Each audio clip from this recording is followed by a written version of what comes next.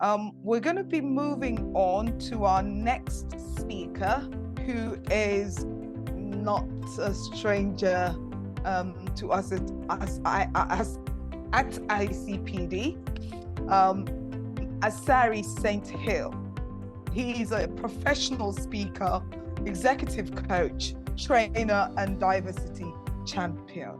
And Asari is an experienced trainer, can attest to that, business coach, and an assessor with over 30 years working experience managing, monitoring, coaching, and training professional staff and business owners. He's also a dynamic trainer, presenting and facilitating for business leadership and management skills. With over 20 years public and private sector training experience, he has provided effective business growth techniques for big organizations, SMEs, and he's the lead on growth techniques for SMEs, lead on strategies, marketing strategies, etc.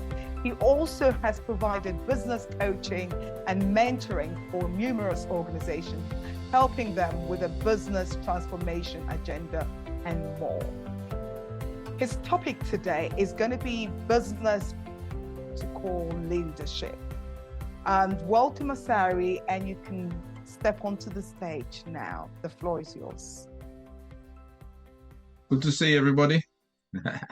Those who got the cameras on. But good to see all the names. Thanks for welcoming me. It was good to be here. Hi. How you doing, Patricia? I'm cool. So let me just so just cover a few bits and pieces. We don't have much time, but hopefully it's an excellent conference. I'm sure everybody's enjoying it, and I enjoyed the last presentation, so I was listening in on the last bits. So so I just want to share a few things on certain aspects of good practice in international protocol. Just to start off, some quotes. So I've got a few quotes here that might be useful we just cover these, which is: protocol is the practice of using internationally recognized procedures to create a welcome environment for people conducting business and diplomacy. There's one quote. Now, I always have a little bit of a caution on internationally recognized procedures, because I do say to people, you can add your cultural diversity to it. I'll give you a simple example, and why it might not be called protocol, but it's just interesting language. I was in Rwanda recently, and on the flight back, they said they're going to give us breakfast because we were landing in the early hours. So I said, what breakfast is it? They said continental breakfast. So the question is, which continent do they mean?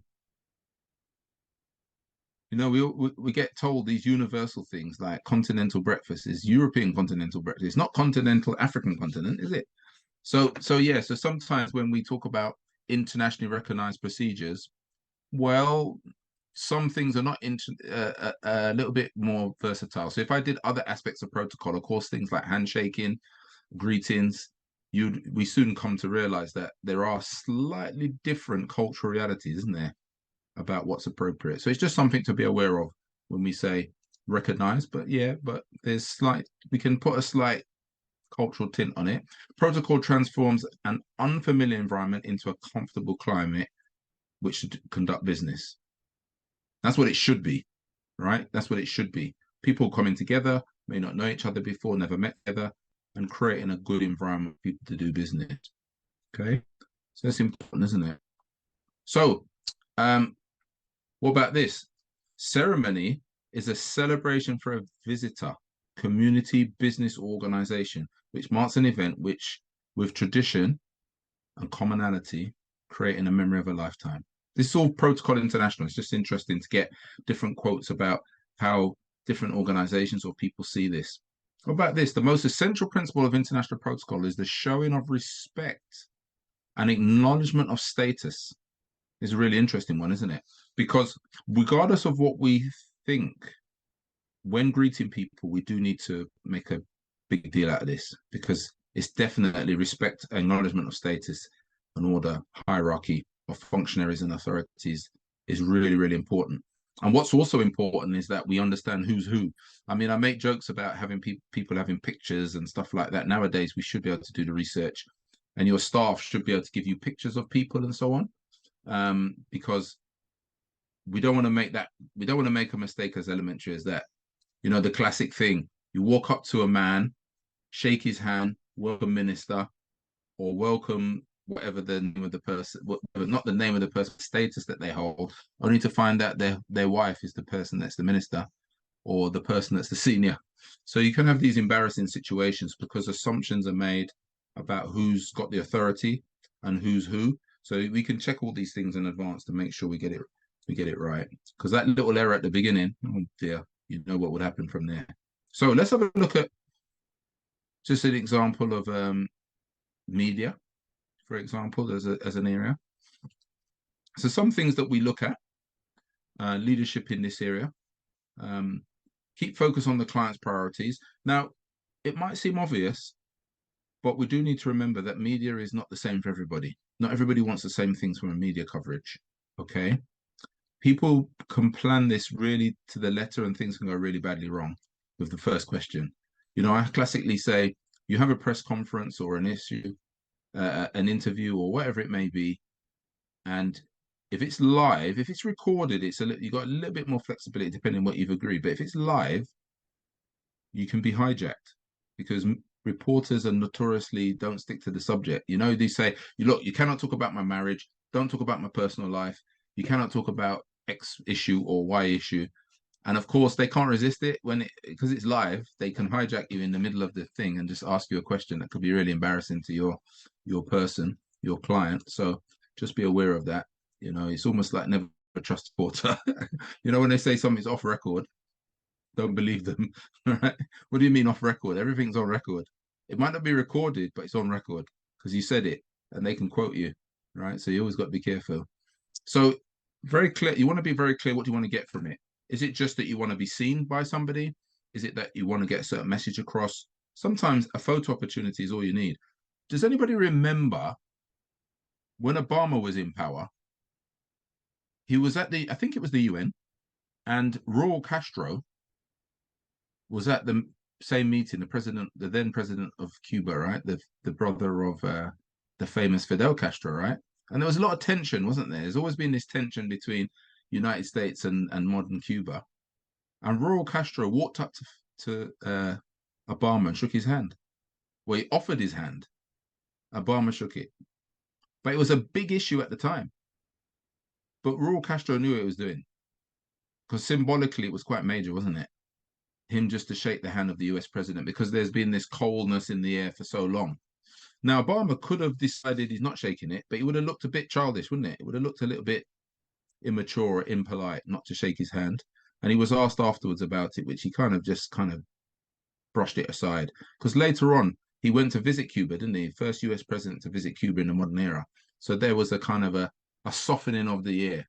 But the point is, some people know what they're doing, and that photo opportunity was massive.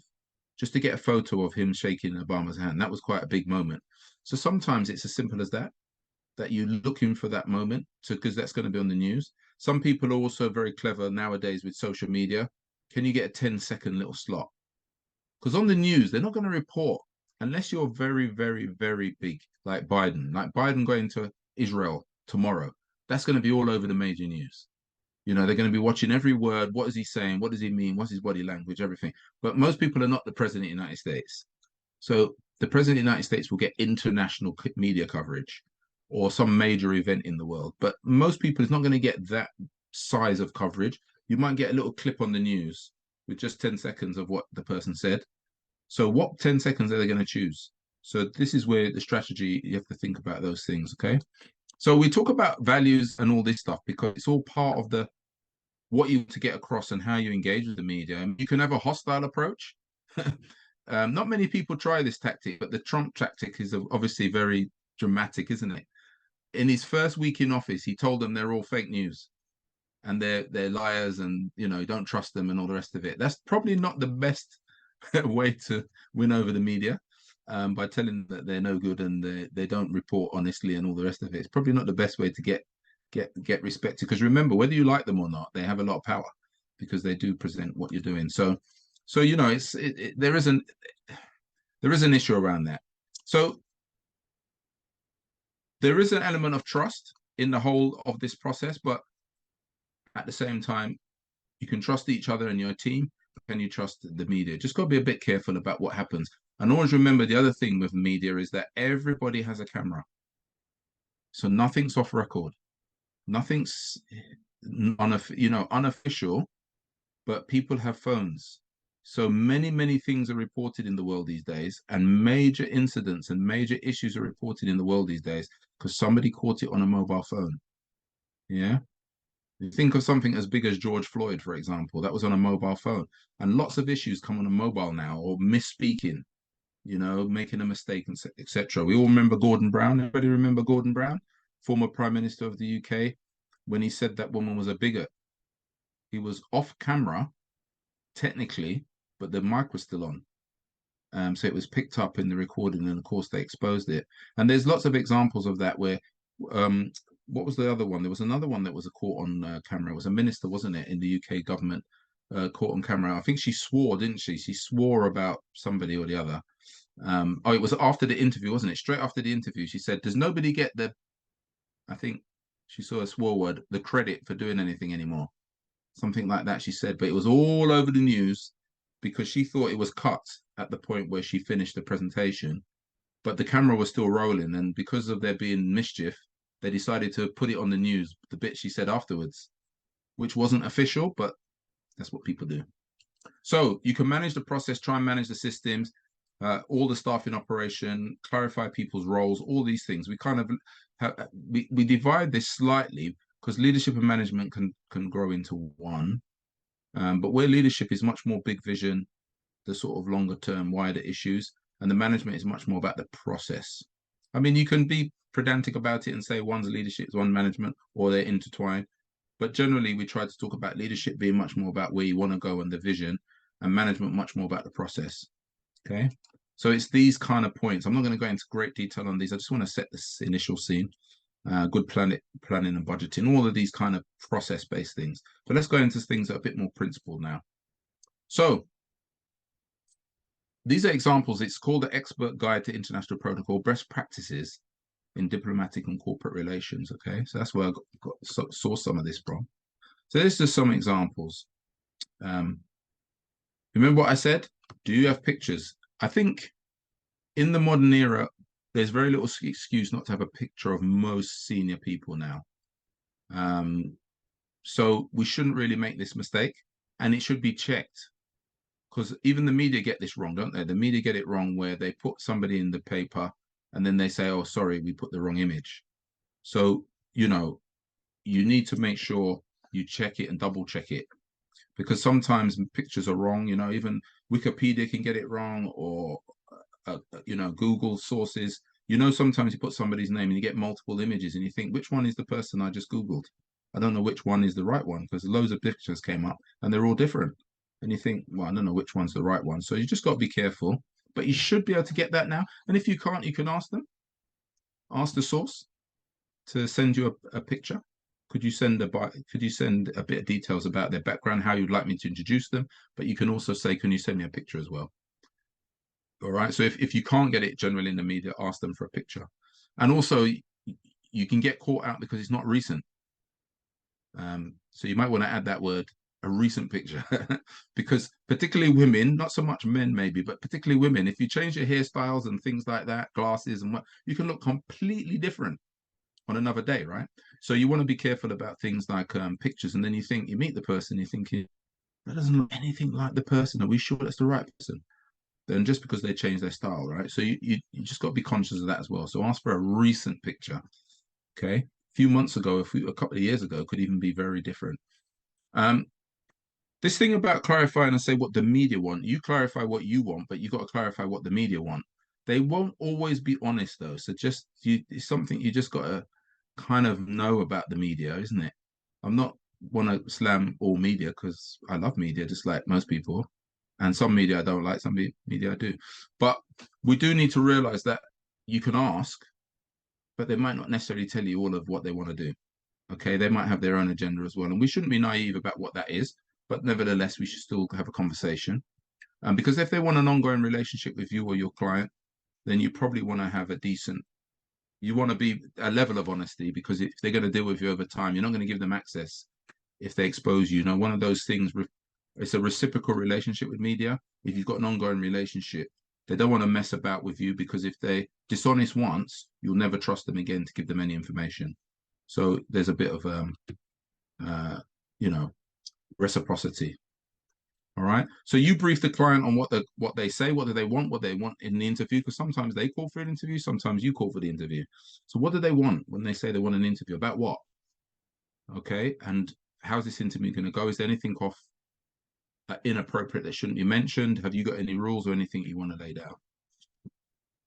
And of course, as I said, you want to tell them what you want to get across. But just remember, you've got competing views. So you could tell them, but as I said, you've got to brief that person and be ready. So one of the worst things that happen in any media situation is live questions.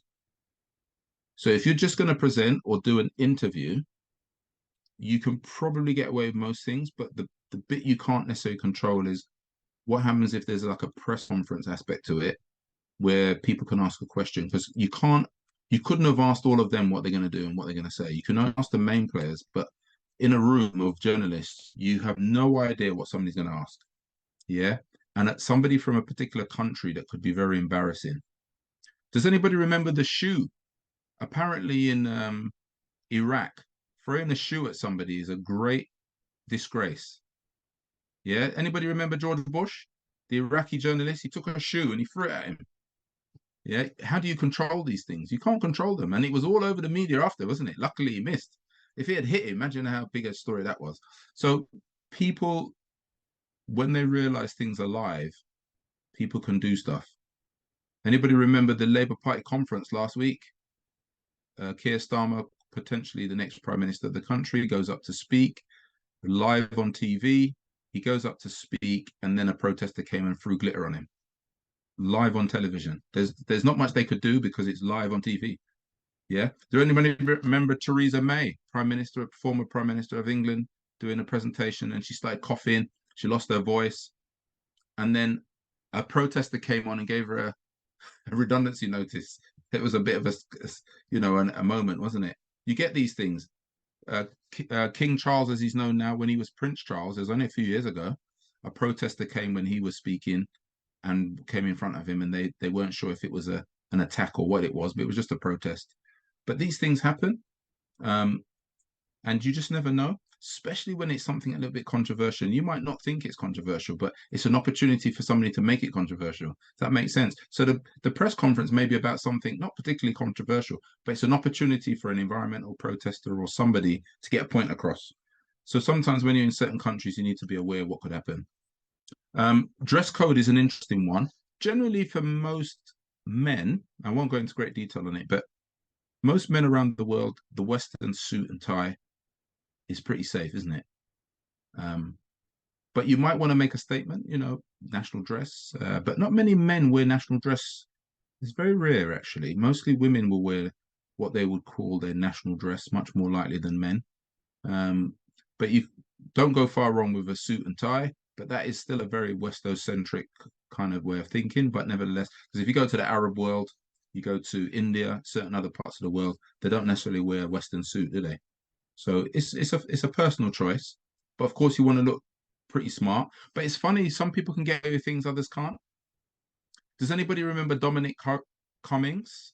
Dominic Cummings was the advisor to Boris Johnson when he was Prime Minister, and when he resigned, he did a press conference in the grounds of Downing Street.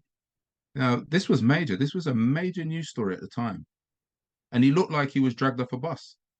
He just went shopping and he popped in. But he might be able to get away with it where somebody else couldn't get away with that. I mean, I wouldn't dare dress like that if I was on major TV and at number 10 Downing Street to dress like that. But some people get away with it. Or even Boris Johnson himself. If you look at his style, he deliberately messed up his hair, that kind of eccentric kind of approach, didn't he? Some people get away with it, some people don't get away with it. But certainly, Boris Johnson deliberately messes his hair up before he goes on TV. He used to deliberately do that. But as I said, you can be a bit eccentric when you've got certain power, but other people maybe not. Can you imagine Obama not looking too smart in the press conference? I'm not sure it would have gone down that well. So you sometimes have to know who you are. I think it was mentioned by the previous speaker about seating, but I can't quite remember. But seating arrangements is a big thing as well. Where do people sit is a big thing. Remember I said about hierarchy and all these things are big issues. When I do this face to face and I speak to delegations, I always say to them, what if you're surprised by somebody who turns up? You know, never assume somebody's coming alone, and never assume they might not bring a partner or a wife or husband or somebody with them. And we had a funny moment when we did the session. Remember, Patricia? There was a delegate from Dominican Republic, and she said a minister's wife wanted to be in all the photos. Yes. And even though they tried to move her aside, she insisted that she was going to be by her husband and she was going to take the picture, whether you liked it or not. She wasn't moving. And it's awkward, isn't it? Because live on TV or live in the cameras, you can't just push her away, can you? So you have to just kind of accept the pictures as they are and just go with it, because you can't be seen to be physically moving her. You have to just go with the flow and maybe either edit the picture afterwards or, but even then you got to be careful because you could get in trouble editing it. You might have to just accept the person's in the picture. It didn't go to plan. You just have to dust yourself off and accept she hijacked the moment. There's nothing you can do. Very difficult with people who want to be in the picture who are not supposed to be in the moment. Unless you're a security issue, there's no way of moving them. So that was a bit of a funny one. So some other questions to ask. Who else? Sorry, what else? What else? Things, how long, all that stuff should be there. Do you know the American president is one of the few senior leaders in the world who almost never take questions? If you notice, they have a very clear structure in the United States. The president says something, walks away, and then the media spokesperson does all the questions. That's quite unusual, but that's how the president of the United States does it. Well, you could argue they're one of the most powerful person in the world. They just don't take the question. It's not the culture in the US to question the president. They just don't have that culture. So you don't do an interview with the president and just challenge them on that was wrong and you lied. And you just never see the president under that kind of questioning. And you would get that in the UK. Prime Minister would get questioned and thoroughly questioned and take questions from the floor. But the president of the United States never takes questions from the floor, not usually anyway. They let the press spokesman do it or spokesperson do it, because if something goes wrong, that person's seen as quite junior. So it's not as big as a headline as if the president does something wrong. So they're quite clever. They hide the president almost. They hide the president away from difficult questions or embarrassing questions. They just walk away when they finish speaking. Talked about pictures before. But again, you should think about what you want. The previous speaker talked about flags and gifts. All of those things are all part of that. And it's also part of what is filmed and what pictures are taken. Most people will plan that moment very carefully, because the moment of arrival and the formal greeting in front of a specific venue, for example, number 10 Downing Street, or meeting in a certain place, would be the one that most people want the pictures of. Does that make sense? That initial greeting when they get out the car, they get off the plane, that is the one that's going to be probably live on TV, or that's the picture that most people will remember. That's the picture they'll take. That bit's the one you got to get right. There might be other softer pictures, but that's the one that's probably going to get in the media. That first handshake is the symbolic one. And that's where sometimes gifts and things are exchanged. Usually they're done behind the scenes, but sometimes it can be done publicly. And then there's other things just to be aware of, is things like religion, cultural practice, and so on. So, for example, when I go to Belgium, my sister lives in Belgium. So when I go to Belgium, we kiss on each cheek. That's the standard greeting between men in Belgium. Yeah, men and women, doesn't make any difference. It's a kiss on both cheeks. Now, if that's not something you're expecting, you could get caught out. Could be an awkward moment if it's what you expected, right? So you should know all these basic cultural practices. Do you shake hands? or do you hug? People are huggers. Some people are huggers. Some people do different things. Most people won't hug a very senior person, but some people who are more they're more friendly might do that. But most people wouldn't. It'd be a kiss on the cheek or a handshake usually. But if you don't know what's going to happen, it could be a bit awkward if they kiss you on the cheek when you're expecting a handshake. Did anybody remember? We talked about this last week, didn't we, Patricia? When Donald Trump met the Chancellor of Germany, and she went to shake his hand and he ignored her. It was a terrible moment, really. Very embarrassing, very awkward, isn't it? So you have the head of the German government, the head of the US government, and Germany, I think we would all agree, is a fairly major nation in terms of politics and stuff like that, economic power. And he just ignored her completely, didn't shake her hand. But that's unusual, isn't it? That sort of Trump behavior is very unusual because Trump was a bit of a maverick, isn't it? He doesn't follow the rules the way everybody else does. So he's a bit unusual. But the other thing we said about Trump is he doesn't drink alcohol. Here's one for media management as well, isn't it? Isn't it awkward if on his table you've got alcohol on his place setting and you didn't know that he doesn't drink alcohol? A lot of people didn't know. So these things we just can't assume. You've got to check everything. I mentioned this before. Be very clear who's coming, or try to get clarification on who's coming, who's going to sit where, and who's expected to be sitting with the person. Because as I said, remember the wife I mentioned who didn't want to come out the picture. If the wife wants to sit next to her husband, or the husband wants to sit next to the wife or the partner or whatever, was that planned for? And what do you do in the lastminute.com? What do you do in that situation? So you got to have a bit of a contingency, just know how to handle things in the moment. Because you never want to make it look like it's not planned. That makes sense. You never want to look on camera that it's a fiasco. There's a faffing about and there's a whole confusion going on. That's a terrible look, isn't it? So you've got to somehow manage it without it looking like something's gone horribly wrong. Does anybody remember the man who was being interviewed? You remember during lockdown, he was being interviewed and live on TV, and his little child came in the door, and the maid tried to grab the child, and it was a fiasco. It looks terrible. It was better if he just left the child to just sit on his lap. He'd just carry on. But when it looks like somebody runs in the room and grabs the child away, it's a whole drama, isn't it? And that whole image went viral because it looked like it went terribly wrong. If you're just relaxed and just let the child come in, let the child sit on that and just carry on as if nothing happened, most people would have gone, oh, that's pretty sweet, right? Because it was during lockdown. But once the maid jumped in and tried to grab the child, it looked terrible. So all these images, they will all have those images. I'm just conscious of time. I mean, it's only a quick taster. So I wasn't sure if I've got time, I'll go on. If not, I'll pause there.